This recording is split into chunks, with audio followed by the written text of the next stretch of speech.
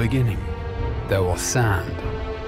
And in the sand, Conan Exiles left footprints of epic proportions, though the road through development was long, with huge tracts of land. Now, the exiled lands have more than doubled their original size, and is no longer a mere sandbox. The Frozen North update added snowy peaks and fertile highlands, and at launch, the humid swamp and smoldering volcano are introduced. With such a large-scale world, traversing it can be time-consuming. But if you're able to find the recipe to construct the map room, you can fast travel to certain waypoints located around the world.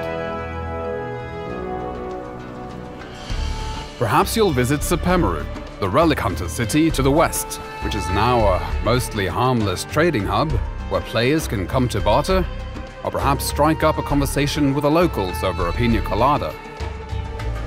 With a fully dynamic weather system, there is a chance you might get caught in the rain, snow, or deadly sandstorms.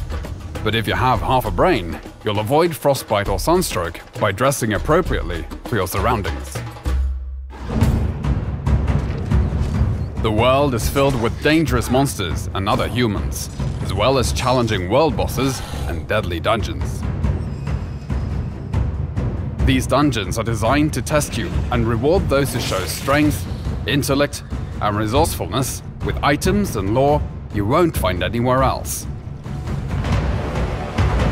Combat in Conan Exiles has gone from simple strikes to a grand set of combos with light and heavy attacks and unique moves for each weapon type. And with improvements to artificial intelligence, mastering your moveset and stamina is critical. These improvements also apply to the thralls you capture, making them highly effective guards for your base. Milestone bonuses have been added to perks and attributes, and players can buff their stats with war paints, potions, and armor modifications.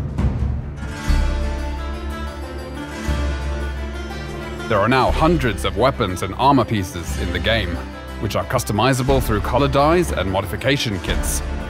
And there are hundreds of building blocks in different tiers and styles for you to enjoy, including crafting and cooking stations, grow beds, and decorative items for the castle of your dreams and your enemy's nightmares. To penetrate the defenses of a player's fortress, siege weapons were introduced in the form of trebuchets, which can give you the upper hand as both attacker and defender, particularly if your enemy has been able to summon an avatar to tear down your walls.